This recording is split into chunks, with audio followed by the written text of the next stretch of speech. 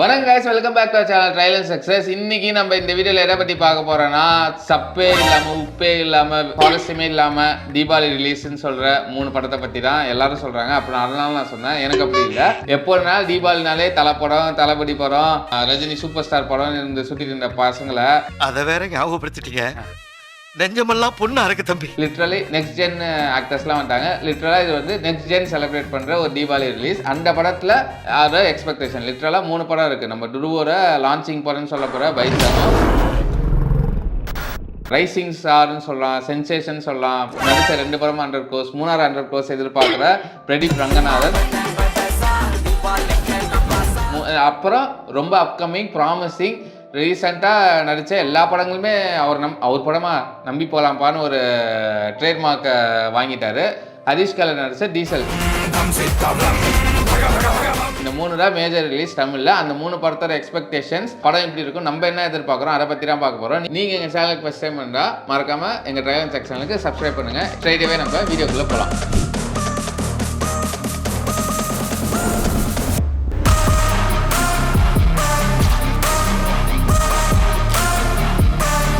Video எதை பற்றி பார்க்குறோம்னா, 3 படத்தையும் ஒரு பாயிண்ட் எடுத்துக்கிறோம். அந்த ஒரு பாயிண்ட் இந்த 3 படத்தில் எப்படி இருக்குது அப்படி தான் நம்ம வச்சு பேச போகிறோம். ஃபஸ்ட்டு வந்து ஸ்டார் வேல்யூ பற்றி பேசலாம்.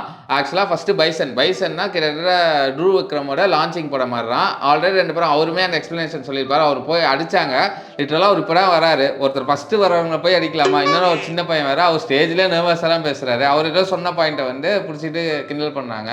பட் அவருமே அதுக்கப்புறம் கிளாரிஃபிகேஷன் கொடுத்துட்டாரு. என் ஃபஸ்ட்டு படம் வந்து ரீமேக் படம், செகண்ட் படம் வந்து எங்கள் அப்பாவோட படம், நான் நெகட்டிவ் ரோல் பண்ணேன். இதுதான் என்னோட லான்ச்சிங் படம் மாதிரி. லிட்ரலாக எனக்கு அந்த இதெல்லாம் பார்க்கும்போது ரொம்ப ப்ராமிசிங்காக இருக்குது. அவ்வளோ ஹார்ட் ஒர்க் பண்ணுறேன். லிட்ரலாக 4 years வந்து இந்த படத்துக்காக நான் இந்த படம் தான் பண்ணுறேன், அடுத்த படம் பண்ணுவேன். அவங்க அப்பா மாதிரியே அந்த டெடிகேஷன் இருக்குது, நல்லாவே தெரியுது. அதே மாதிரி இந்த பக்கம் நம்ம டியூட்டில் பார்த்தா நம்ம பிரதீப் ரங்கநாதன் சொன்ன மாதிரி, நம்ம இன்ட்ரோவில் சொன்ன மாதிரியே ஒரு ரைசிங் ஸ்டார், யாருக்குமே கிடைக்காத ஒரு ஃபீட்டு. 2 படம் 100 crore, இந்த படமும் 100 crore வச்சுன்னா லிட்ரலாக நெக்ஸ்ட் ஸ்டார்னா சொல்லலாம். கவினா, ஹரிஷ் கல்யாணா, பிளா பிளா பிளான்னு சொல்ல மாதிரி நான் இருக்கேன்டான்னு சொல்லி உள்ளே வந்த மாதிரி தான் இருக்குது பிரதீப் ரங்கநாதன். ஒரு டேரக்டராக அவர் இதை வந்து டேரக்டராக ஸ்டார்ட் பண்ணி அவருக்கே ஒரு படம் எடுத்து அதை வந்து பக்காவாக செட் பண்ணி இப்போ அவருக்கு கதை சொல்கிறதுக்கு அவ்வளோ பேர் ரெடியாக இருக்காங்க. அந்த மாதிரி ஒரு லெவல். அதே இந்த பக்கம் வந்தால் நம்ம ஹரிஷ் கல்யாண் மினிமம் கேரண்டி ஹீரோப்பா, அவர் பண்ணால் நம்பி போகலாம் அப்படின்னு இருக்கிற நான் பர்சனலாக ஃபீல் பண்ணுற ஒரு இது. ஏன்னா அவர் ரீசனாக நடிச்ச எல்லா படமே எனக்கு பிடிக்கும். பீட் பார்க்கிங்காக இருந்தாலும் சரி, லப்பர் பண்டாக இருந்தாலும் சரி, ஓமன பெண்ணேவாக இருந்தாலும், ரீமேக் படமாக இருந்தாலும் சரி, தாராள பிரபுவாக இருந்தாலும் சரி, எல்லாமே ஒரு தரமான படம் தான். இந்த படமும் ஒரு தரமான படம், அந்த எக்ஸ்பெக்டேஷன் தான் இருக்குது. அப்புறம் வந்து அட் கம்ஸ் டு ட்ரெய்லராக பார்த்தீங்கன்னா எனக்கு எது இந்த 3 படத்தில் சாட்டிஸ்ஃபை பண்ணுச்சுன்னா கண்டிப்பாக வந்து பைசன் தான் சாட்டிஸ்ஃபை பண்ணுச்சு லிட்ரலாக. ஏன்னா அந்த ட்ரெய்லர் பார்க்கும்போதே லிட்ரலாக 3 minutes ப்ளஸ் ஒரு ட்ரெய்லர் 3 minutes ப்ளஸ் தமிழில் ரிலீஸ் ஆகிறது ரொம்ப அரிது. ஆனால் அந்த ட்ரெய்லர் 3.5 நிமிஷம் கிட்ட போகும்போது ஒரு இடத்துல கூட எனக்கு லாகோ எதுவுமே ஃபீல் ஆகல. அவ்வளோ இன்ட்ரெஸ்டிங்காக இருந்தது. லிட்ரலாக அந்த கேரக்டர் இன்ட்ரடக்ஷன், அந்த ஃபீல்டு, இந்த படம் எதுக்காகன்னு நல்லாவே செட் பண்ணிட்டாரு. ஒரு surrounding background score, cinematography effect, ஒரு டைலாக் கூட ட்ரூ விக்ரம்கிட்டன்னு இல்லை. பட் எல்லாரும் சரௌண்ட் பண்ணி தான் பேசியிருப்பாங்க. ஆனால் அது ஒரு பயங்கரமாக எஃபெக்ட் இருக்கும். எஸ்பெஷலி பசுபடி கேரக்டர் வந்து லிட்ரலாக எனக்கு பார்த்தீங்கன்னா ஃப்ரைடேக்கு மேலே பசுபடி தான்ப்பா டைம் லைன்லேயும் இருப்பார் போல் அப்படிதான் இருக்குது. ஏன்னா ட்ரெய்லர்லேயே அவ்வளோ இம்பாக்ட்ஃபுல்லாக இருக்காரு. கண்டிப்பாக ட்ரூவோட எனக்கு ஏன் ட்ரூ மேலே நம்பிக்கைன்னா ட்ரெய்லர் கட்ஸும் பார்க்கும்போது தான் அவருக்கு எல்லாமே இருக்குது. ஒரு லான்ச் படம்னா இப்படி தான் இருக்கணும் போல் அப்படின்னு எனக்கு ட்ரெய்லர்லேயே ஒரு ஃபீலை கொடுத்துறாரு. அந்த மாதிரி ஒரு தரமான ட்ரெய்லர் தான் சொல்ல முடியும். அதே இங்கே டியூட் பார்த்தீங்கன்னா சத்தியமாக எனக்கு பிடிக்கலங்க. அவராக இருந்தது. இந்த ட்ரேட்மார்க் ட்ரெய்லர் ஒரு கமர்ஷியல் படத்துக்கு, ஒரு காமெடி படம், இந்த ஏஜ் அந்த லவ் படத்துக்கு என்ன ட்ரெய்லர் கட்டு இருக்குமோ ரொம்ப ஆர்டினரியான கட்டு தான் இருந்தது. பட் அதை நம்பியுமே போக முடியாது. ஏன்னா இதுக்கு முன்னாடி இந்த டிராகனுமே அப்படி தான் இருந்தது. நம்மளை அங்கே போய் வந்து லிட்ரலாக அங்கே ஏமாற்றிட்டாங்க. லிட்ரலாக இது மாதிரி கூட இருக்கலாம். பட் ஸ்டில் எனக்கு வந்து இந்த ட்ரெய்லர் பார்க்க ஒரு மாதிரி மாமா பொண்ணு பையன், அந்த பொண்ணு வேறு யாரையா லவ் பண்ணும், எதா ஆயிரும், இவன் அந்த பொண்ணுக்காக எது வேணாலும் பண்ணுவான் அப்படின்னு இருக்கும்போது அந்த பொண்ணு பிரச்சனை வரும்போது உள்ளே வந்து நான் கல்யாணம் பண்ணிக்கிறேன் அப்படின்னு கூட இருக்கலாம். அதுதான் ஒன்லைனர் ட்ரெய்லர் பார்த்தாலே தெரியுது. பார்ப்போம் எப்படி இருக்குன்னு. ஆனால் ரொம்ப என்னை பொறுத்த வரைக்கும் எக்ஸ்பெக்டேஷனை கிரியேட் பண்ணாத ஒரு ட்ரெய்லர் தான். அது சில டைம் ஒர்க் அவுட் ஆகும். ட்ரெய்லர் எக்ஸ்பெக்டேஷன் கிரியேட் பண்ணாமல் படம் போய் நல்லா இருந்ததுன்னா அது வேற. அதே ட்ரெய்லர் பயங்கர எக்ஸ்பெக்டேஷன் கிரியேட் பண்ணிட்டு படம் அங்கே போய் சொதப்பிடுச்சுன்னா அது ரொம்ப அடி வாங்கும்.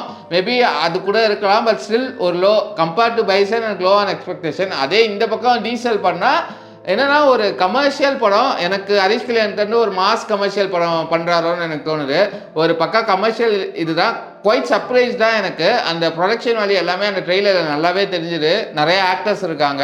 ஆனால் ஒரு மிட் ட்ரெய்லர் தான் எனக்கு பொறுத்த வரைக்கும், அது மிட் ட்ரெய்லர் தான். பட் எனக்கு என்ன சர்ப்ரைஸ்ன்னு சொன்னாலே அந்த கமர்ஷியல் எலமெண்ட்டு, ஹரிஷ் கல்யாணம் மாஸ் எலிவேஷன் பண்ணுற மாதிரி ஒரு ட்ரெய்லராக எனக்கு ஃபீல் ஆயிருந்தது.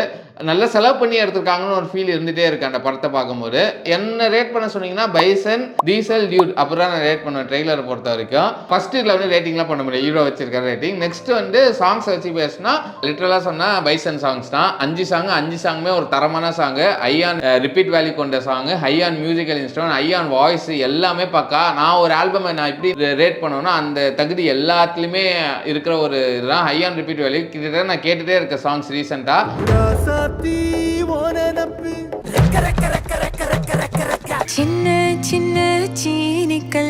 அதே நம்ம டியூட் வந்தா ஊரும் பிளட் பயங்கர எக்ஸ்பெக்டேஷன். சாய் அபியங்கர் அவரோட தமிழ் லான்ச் படம், ஆல்ரெடி மலையாளத்தில் லான்ச் ஆகிட்டாரு. தமிழில் லான்ச் பண்ணுற ஒரு படம், ரொம்ப எக்ஸ்பெக்டேஷனாக இருந்தது. ஊரும் பிளட்னு ஒரு சாங் வந்துரு, பாட்டு ரிலீஸ் ஆகும்போது ஒருத்தவனுக்கும் ஒன்றும் தெரில, அப்படிதான் இருந்தது.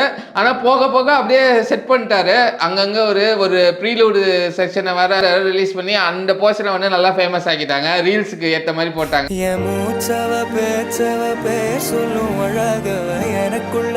ஆக்சுவலாக reels music director, trending music director, அவர் சொல்லலாம் நான் வந்து இதுக்காக போகலாம் அதுக்காக போகிறேன். அவர் பண்ணும்போதே எனக்கு அப்புறம் தான் தெரியுது ரீல்ஸுக்கு போகிற மாதிரி பாட்டு போடுறாருன்னு. ஓவராக ஓட்டக்கூடாது. பட் எனக்கு அது ஃபஸ்ட்டு பிடிக்கல, போக போக செட் ஆயிடுச்சு. பட் எனக்குமே தோணுச்சுன்னா என்ன நம்ம ஜென்ரேஷன் நம்ம ரசிக்கிறத நம்ம தாண்டி இது அடுத்த ஜென்ரேஷன் இதுவா அப்படின்னு ஒரு ஃபீல் இருந்தது. But still okay. ஆனால் எனக்கு என்னன்னா ஒரு சாங்குன்னு போட்டால் ஒரு கிளாரிட்டி இருக்கணும். அதில் எனக்கு அந்த நான் பைசனில் சொல்ல மாதிரி அவ்வளோ கிளாரிட்டி இருக்கும். இல்லை இருந்தாலும் கண்ணாம இருந்தது. அந்த அன்பிளக் வெர்ஷன் நல்லா இருந்தது. ஆனால் அன்பிளக் வெர்ஷன்லாம் வர அந்த லிரிக் எல்லாமே பக்காவாக செட் ஆகிருந்தது. ஓகே, நல்லா தான் இருந்தது. எனக்குமே என்னெல்லாம் ஓட்டினாலும் அதுக்கப்புறம் நானே நிறைய கேட்க ஆரம்பிச்சிட்டேன். நல்லா தான் இருந்தது. அதை தாண்டி 2 பாட்டு விட்டாரு, சிங்காரி அப்புறம் அவங்க அப்பாவே பாடி ஒரு பாட்டு. 2 பாட்டுமே எனக்கு பெருசாக அது கிளிக் ஆகலை. என்ன கேட்டிங்கன்னா ஒரு நார்மலான ஆல்பம் தான். ஊரும் பிளேட்டை தவிர மீதி 2 பாட்டுமே இல்லை. இன்னொரு பாட்டு ஜொனிட்டா காண்டி இருக்குது, அதுவுமே ஆடியோ லான்ச்சில் பாடினாரு. பட் எனக்கு அந்த பாட்டுமே இம்ப்ரெஸ்டாக இல்லை. ஊரும் பிளேட்டை தாண்டி கைண்ட் ஆஃப் ஆவரேஜ் ஆல்பம் தான் எனக்கு ஃபீல் ஆச்சு. அதே அங்கே பார்த்தீங்கன்னா அங்கேயும் ஒரு ட்ரெண்டிங்கான சாங்கு நங்கூரமான்னு சொல்லிட்டு அது எப்பயோ ரிலீஸ் ஆச்சு எனக்கு தெரிஞ்சு. டிபுனின்னு தாமஸ் அவர் தான் பண்ணியிருக்காரு. அவர் ஒரு ப்ராமிசிங்கான ஒரு மியூசிக் டைரக்டராக நிறைய பாட்டு பண்ணியிருக்காரு. எனக்கு ரொம்ப பிடிச்ச நீ கவிதைகளை பாட்டு கம்போஸ் பண்ண ஒரு மியூசிக் டைரக்டர். ஆனால் நான் பாட்டு வந்து கேட்டேன், ஓகே அப்படிதான் இருந்தது. பட் மேபி ரிப்பீட் வேல்யூ அவ்வளோ கேட்டிருந்தா பரவாயில்ல. பட் ஆன் தி ரேட்டிங் இது பார்த்தா கூட எனக்கு பைசன் தான் ஃபீல் ஆச்சு. அதை தாண்டி வந்து ஸ்டோரியாக கண்டிப்பாக சில பைசன் வந்து ஒரு பயோபிக்கு கணேசன் சொல்லிட்டு அவர் வந்து ஒரு கபடி பிளேயர், இப்போ வந்து அர்ஜுனா அவார்ட் கூட வாங்கியிருக்காரு. அவரை வச்சு பேஸ் பண்ண ஒரு படம் தான். அகெயின் மாரி செல்வராஜ் பார்த்த ஒரு கதை, அதை வச்சு தான் ரொம்ப ராவான இன்ட்ரெஸ்ட் படம். அதே டியூட் வந்து ஒரு பக்கா கமர்ஷியல் என்டர்டைனர், ஃபேமிலியாக பார்க்கலான்னு சொல்கிறாங்க. அப்புறம் தான் இருக்குது.